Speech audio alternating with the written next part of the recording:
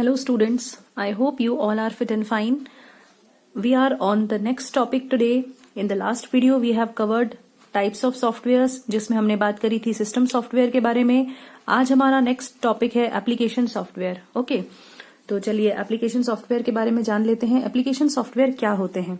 Okay, ऐसे software जो किसी पर्टिकुलर एप्लीकेशन के लिए यूज होते हैं, कोई ना कोई पर्टिकुलर टास्क परफॉर्म करने के लिए यूज होते हैं, उनको हम बोलते हैं एप्लीकेशन सॉफ्टवेयर्स. ओके, इनका जो मेन मोटिव होता है वो कोई ना कोई पर्पस सॉल्व करने के लिए होता है. ओके, तो ये जो इनकी कैटेगरीज हैं, there are two kinds of application softwares, general purpose software और स्पेशल पर्पस सॉफ्टवेयर. ओके, अगर मैं जनरल पर्पस सॉफ्टवेयर की बात करूं तो ये डिजाइन किए जाते हैं बेसिकली किसी भी इंफॉर्मेशन को प्रोसेस करने के लिए, किसी भी तरह की नीड को प्रोसेस करने के लिए, जैसे कि एजुकेशन के लिए यूज हो सकते हैं, बिजनेस के लिए यूज हो सकते हैं, साइंटिफिक पर्पस के लिए यूज हो सकते हैं. ओके, मतलब इनके जो नीड्स होते हैं वो कॉमन होते हैं. ओके, मतलब जो भी स्पेसिफिक नीड होगा वो कैसा होगा? कॉमन होगा.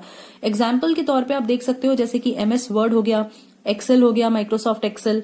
देन प्रेजेंटेशन बनानी है तो हम जो सॉफ्टवेयर यूज करते हैं प्रेजेंटेशन सॉफ्टवेयर्स. ओके, तो अब आप ये देख सकते हैं कि वर्ड की अगर हम बात करें तो वर्ड में अगर किसी को भी कोई लेटर टाइप करना है तो वो कोई भी यूज कर सकता है. इसका जो यूसेज है वो कॉमन मैन के लिए है और किसी भी स्पेसिफिक एक कैटेगरी के लिए नहीं है. डॉक्टर्स भी इसको यूज कर सकते हैं, मेडिकल फील्ड में मतलब इसका यूज हो सकता है. साइंटिफिक रिसर्च में अगर हमको कुछ टाइप करना है तो हमको MS वर्ड यूज करेंगे अपन. देन अगर स्टूडेंट्स को कोई लेटर टाइप करना है तो वो MS वर्ड का यूज करेंगे. कोई फाइल या प्रोजेक्ट बनाना है तो MS वर्ड का यूज करेंगे, है ना. तो मतलब MS वर्ड का यूज तब करना होता है जब आपको कोई डॉक्यूमेंट टाइप करना होता है, और वो डॉक्यूमेंट टाइप कोई भी इंसान कर सकता है. किसी भी कैटेगरी का बंदा उसको टाइप करने के लिए अगर कुछ चाहिए तो वो MS वर्ड को यूज करेगा. ओके, सेम वे अगर मैं प्रेजेंटेशन की बात करूं तो अगर किसी को प्रेजेंटेशन बनाना है, ओके, पावर पॉइंट प्रेजेंटेशन बनाना है तो वो प्रेजेंटेशन सॉफ्टवेयर यूज करेगा. अगेन ये प्रेजेंटेशन कोई भी यूज कर सकता है. किसी कंपनी में कोई बंदा है उसको प्रेजेंटेशन देना है तो वो पावर पॉइंट का यूज करेगा. कोई स्टूडेंट है तो वो प्रेजेंटेशन के लिए पावर पॉइंट यूज करेगा. सेम वे अगर मेडिकल फील्ड में किसी को प्रेजेंटेशन देना है तो वो भी पावर पॉइंट का यूज करेगा. ओके, एंड यही सेम चीज अप्लाई होती है एक्सेल पे. फाइन, तो बेसिकली कहने का मतलब ये हुआ कि जनरल पर्पस सॉफ्टवेयर्स जो होते हैं वो ऐसे सॉफ्टवेयर्स होते हैं जो इन जनरल यूज होते हैं, किसी भी एंड यूजर के लिए यूज होते हैं, और इनकी जो यूज है वो कोई भी कर सकता है. ओके, इनको कोई भी यूज कर सकता है. नेक्स्ट हम बात करते हैं स्पेशल पर्पस सॉफ्टवेयर की. स्पेशल पर्पस सॉफ्टवेयर जो होते हैं उनको कस्टमाइज्ड या बिजनेस सॉफ्टवेयर भी बोला जा सकता है. ओके, इनका दूसरा नाम है कस्टमाइज्ड और you can say business softwares. These are the softwares which are specially designed, इसीलिए इनको कस्टमाइज्ड बोला जा रहा है या टेलर मेड बोला जा रहा है. ओके, तो ये स्पेशली कस्टमाइज किए जाते हैं depending upon the needs of the client. किसी भी पर्टिकुलर क्लाइंट की नीड को या कस्टमर की नीड को देखते हुए ये स्पेशली डिजाइन किए जाते हैं. इस तरह के सॉफ्टवेयर्स, इनके जो एग्जाम्पल्स हैं वो है accounting software, then educational packages या मेडिकल सॉफ्टवेयर्स या फाइनेंशियल सॉफ्टवेयर्स. ओके, अगर मैं एक एग्जाम्पल की बात करूं तो एक अकेडमी के जो नीड्स हैं, एजुकेशनल नीड्स, उनके जो सॉफ्टवेयर्स होंगे, उनके अंदर जो कोर्सेज होंगे, जरूरी नहीं वो दूसरे अकेडमी के भी हों, क्योंकि इनके जो फीस होंगे वो दूसरी अकेडमी से मैच नहीं करेंगे, दूसरे इंस्टीट्यूट से मैच नहीं करेंगे. सेम वे अगर मैं अकाउंटिंग सॉफ्टवेयर की बात करूं तो एक पर्टिकुलर ऑर्गेनाइजेशन के लिए जो सॉफ्टवेयर लगेगा उसके अंदर जो नीड्स होंगी जरूरी नहीं है वो दूसरे ऑर्गेनाइजेशन के लिए भी लगे. ओके, तो ये जो सॉफ्टवेयर होते हैं इनको हम बोलते हैं they are made according to the needs of the customer, so they are also called customised और business software. Okay, let us learn these software one by one. Okay children, in your book it is given on page number 93 application softwares. Okay, so application softwares में जैसे कि मैंने आपको बताया, word processor मतलब कि MS word की बात हो रही है या किसी भी वर्ड प्रोसेसर की बात हो रही है. ये डॉक्यूमेंट्स को टाइप करने के लिए यूज होता है. इसके अंदर आप डॉक्यूमेंट्स को एडिट कर सकते हैं, मैनिपुलेट कर सकते हैं या डॉक्यूमेंट्स को प्रिंट कर सकते हैं. कोई भी आपको डॉक्यूमेंट बनाना है तो आप उसमें टाइप करके उस डॉक्यूमेंट को प्रिंट कर सकते हैं. ओके, नेक्स्ट था आपका प्रेजेंटेशन टूल. तो ये भी मैंने आपको ऑलरेडी बता दिया कि अगर आपको किसी भी तरह का प्रेजेंटेशन क्रिएट करना है, एडिट करना है, अगर उस प्रेजेंटेशन के अंदर किसी भी तरह का design, drawing, pictures, graph, okay, कुछ भी आप देना चाहते हैं या वॉइस देना चाहते हैं अपना, तो वो सारी चीजें हम किसी भी प्रेजेंटेशन टूल के थ्रू कर सकते हैं. उसका बेस्ट एग्जाम्पल है Microsoft power point presentation. Okay, next था स्प्रेडशीट्स। स्प्रेडशीट्स का मतलब होता है अगर आपको किसी भी तरह का कंप्यूटराइज्ड लेजर बनाना है या फिर आपको किसी भी चीज का रिकॉर्ड रखना है टेबल्स के फॉर्म में, ओके, तो आप क्या कर सकते हैं, स्प्रेडशीट का यूज कर सकते हैं। देन नेक्स्ट है database, that means DBMS. DBMS बहुत ही इंपॉर्टेंट एक सॉफ्टवेयर होता है जिसका मतलब होता है डेटाबेस मैनेजमेंट सिस्टम। ये बेसिकली डेटा को स्टोर करने के लिए, लार्ज अमाउंट ऑफ डेटा को स्टोर करने के लिए यूज किया जाता है। इसके अंदर आप डेटा स्टोर कर सकते हैं, डेटा को व्यू कर सकते हैं, देन डेटा में चेंजेस कर सकते हैं, ओके। बहुत सारे मार्केट में सॉफ्टवेयर्स अवेलेबल हैं डीबीएमएस सॉफ्टवेयर्स। अपने कोर्स में भी एक सॉफ्टवेयर है जो कि अपन पढ़ रहे हैं, दैट इज MySQL, जो हम ऑलरेडी कवर कर चुके हैं, जो कि हमारा यूनिट नंबर 3 है, ओके। डीबीएमएस जो सॉफ्टवेयर्स हैं उनके कुछ एग्जांपल्स हैं, जैसे कि DB2, SQL server, Oracle, okay. और हमारे कोर्स में जो है वो है MySQL, जो अपन ने पढ़ा है। तो आई होप बहुत अच्छे से आपको पता है कि डीबीएमएस क्या होता है। इसके जो फीचर्स हैं हम जानते हैं, ये सिक्योरिटी प्रोवाइड करता है, मतलब डेटा सेफ रहता है क्योंकि इसके अंदर पासवर्ड फीचर होता है। Second, data integrity. Data integrity का मतलब होता है ये क्या चेक करता है, वैलिडिटी ऑफ डेटा। ये इस चीज का ध्यान रखता है कि जो सॉफ्टवेयर के अंदर जो भी हम डेटा डाल रहे हैं वो वैलिड है, ओके। ऐसा नहीं है कि डेटा वैलिड नहीं है, ऐसा नहीं होना चाहिए। नेक्स्ट जो इसका इंपॉर्टेंट फीचर है वो ये इंटरैक्टिव क्वेरी। इंटरैक्टिव क्वेरी का मतलब होता है क्वेरी लैंग्वेज इसके अंदर यूज होती है, SQL लैंग्वेज, जिसके थ्रू आप क्या कर सकते हो, डेटाबेस में से जो भी इंफॉर्मेशन चाहिए वो आप इजीली फेच कर सकते हो। Alright, next is interactive data entry and updating, okay. तो यहाँ पर जो यूजर्स हैं वो क्या कर सकते हैं, डेटा को स्टोर कर सकते हैं, एडिट कर सकते हैं, जैसे कि ऑलरेडी मैंने आपको बताया। तो user can create their own record keeping system, okay. मतलब रिकॉर्ड कीपिंग सिस्टम यानी कि डीबीएमएस के अंदर जो भी आप रिकॉर्ड मेंटेन करोगे तो वो एक इंटरैक्टिव रिकॉर्ड होगा जिसको आप इजीली इन्फॉर्मेशन को फेच कर सकते हो, स्टोर कर सकते हो, उसमें चेंजेस कर सकते हो, and it will be the record which is based according to the user's need. Columns जो आप क्रिएट करेंगे that will be according to the user's need, okay. Next and the last one is data independence, okay. जब कोई भी DBMS use होता है तो उसके अंदर जो स्ट्रक्चर होता है, जैसे अगर अपन ने टेबल क्रिएट करना सीखा है तो टेबल जब आप क्रिएट करते हो तो उसका प्रॉपर स्ट्रक्चर होता है। टेबल आप क्रिएट करते हैं, टेबल के साथ टेबल की कॉलम्स लेते हैं, उनका डेटा टाइप लेते हैं एंड उनके साइजेस लेते हैं, ओके। लेकिन जब हम इन्फॉर्मेशन को फेच कर रहे होते हैं तो हमको पूरी इन्फॉर्मेशन देने की जरूरत नहीं है, पूरी स्ट्रक्चर की इन्फॉर्मेशन देने की जरूरत नहीं है। आपको जो भी टेबल चाहिए होती है उसके सिर्फ आप कॉलम नेम्स देते हैं।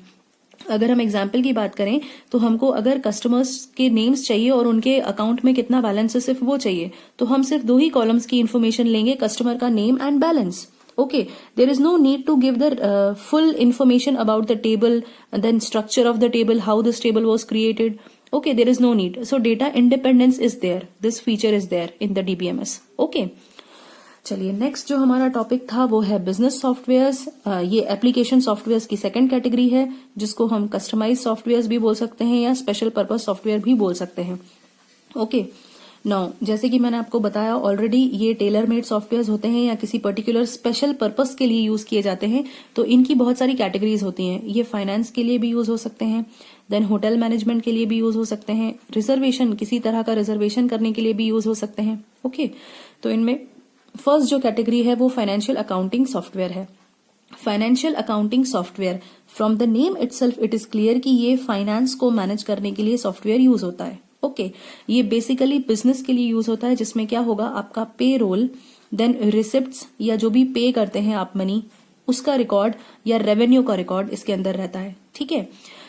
नाउ किसी भी पर्टिकुलर ऑर्गेनाइजेशन या किसी भी पर्टिकुलर कंपनी के लिए इस तरह का सॉफ्टवेयर यूज होता है, ओके। किसी भी एंटरप्राइज के लिए जिसके अंदर ये सभी चीजों से रिलेटेड इंफॉर्मेशन होती है। सेकंड है inventory management software. Inventory management software वो सॉफ्टवेयर होते हैं जो गुड्स को या इन्वेंट्री को कंट्रोल करने के लिए और मैनेज करने के लिए यूज होते हैं, ओके। मतलब किसी भी कंपनी में जो गुड्स हैं स्टॉक मेंटेन करने के लिए यूज होते हैं, ओके। नाउ गुड्स मैनेजमेंट किस तरीके से होगा, इसके अंदर इनवॉइस मैनेजमेंट होगा, okay. Then stock balance management होगा कि कितना स्टॉक बचा हुआ है, कितना स्टॉक खर्च हो गया, ओके। गुड्स जो भी है वो मैनेज होंगे। गुड्स की कैटेगरी की कौन से गुड्स अवेलेबल हैं, ओके। देन स्टाफ का सेल्स रिकॉर्ड की कौन से स्टाफ मेंबर ने कितना सेल किया या पर्टिकुलर स्टाफ ने किस डिपार्टमेंट में कितना सेल हुआ, ओके।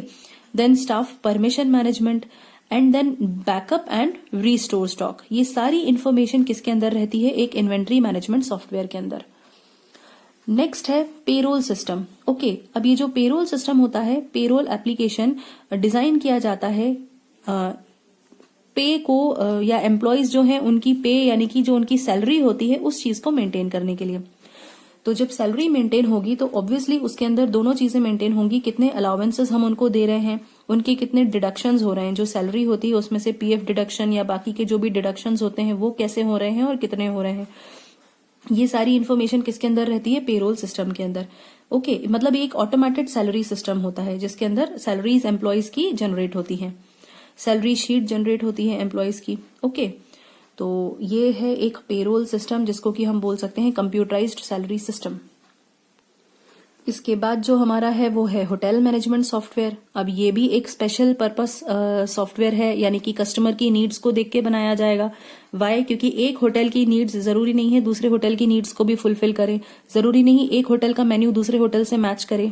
ओके, तो इसी तरीके से ये जितने भी हमारे सॉफ्टवेयर्स थे जो भी अपन ने पढ़े वो सारे कैसे थे? Customise softwares. Okay, now hotel management software के अंदर आप क्या क्या मेंटेन कर सकते हो? वो रिजर्वेशंस को मैनेज करेगा, है ना, रूम रिजर्वेशंस को मैनेज करेगा या टेबल रिजर्वेशंस को, देन बुकिंग्स, रूम स्टे को मैनेज करेगा, गेस्ट लिस्ट होगी उसके अंदर कितने गेस्ट हैं, कौन से गेस्ट कौन से रूम में रुके हुए हैं, देन अकाउंट्स को मैनेज करेगा। ओके, प्राइजेस एंड ऑल की इन्फॉर्मेशन रहेगी कि किस रूम का क्या रेंट है या क्या प्राइस है। ओके, तो सारी इन्फॉर्मेशन किसके अंदर रहती है? एक होटल मैनेजमेंट सॉफ्टवेयर के अंदर। Okay, then this kind of software also maintains the day books. Okay, then we can say the daily business books, then bill generation. Okay, after stay या after having the meals एक जो bill generate होता है तो वो भी किसके अंदर होगा? इस होटल मैनेजमेंट सॉफ्टवेयर के अंदर ऑटोमेटिकली जनरेट होगा। ओके, चलिए नेक्स्ट है ऑनलाइन रिजर्वेशन या ट्रैवल सॉफ्टवेयर। इनके बेस्ट एग्जांपल्स हम बहुत अच्छे से जानते हैं। मेक माई ट्रिप जो ऐप है या वेबसाइट है, yatra.com एप्लीकेशन भी हो सकती है एंड एक वेबसाइट भी हो सकती है। ओके, तो इस तरह के जो सॉफ्टवेयर होते हैं बेसिकली वो क्या करते हैं? रिजर्वेशन करने के लिए, किसी भी चीज का रिजर्वेशन करने के लिए यूज होते हैं। वो रिजर्वेशन होटल का हो सकता है, जो रेंटल कार्स होती हैं उनका हो सकता है, किसी क्रूज या किसी पैकेज का रिजर्वेशन हो सकता है, ट्रेन बस फ्लाइट तो बहुत कॉमन है जो आपको मालूम है अच्छे से। ओके, तो किसी भी तरह का रिजर्वेशन अगर आपको करना है तो जो रिजर्वेशन सॉफ्टवेयर यूज होते हैं, या होटल का रिजर्वेशन भी हो सकता है। ओके, तो वो सभी किसके अंदर आएंगे? रिजर्वेशन सॉफ्टवेयर के अंदर। इसके अंदर आपको बहुत ही इजी एंड अच्छी डील्स मिल जाती हैं। ऑनलाइन बुकिंग कैंसिलेशन आप इसके अंदर कर सकते हैं इस सॉफ्टवेयर के थ्रू। ओके, देन अगर आप ऑनलाइन बुकिंग करते हैं तो कुछ अच्छी डील्स मिलती हैं आपको, as I said. Okay, so this is again the kind of a software which is according to the need of the customer or according to the need of the client.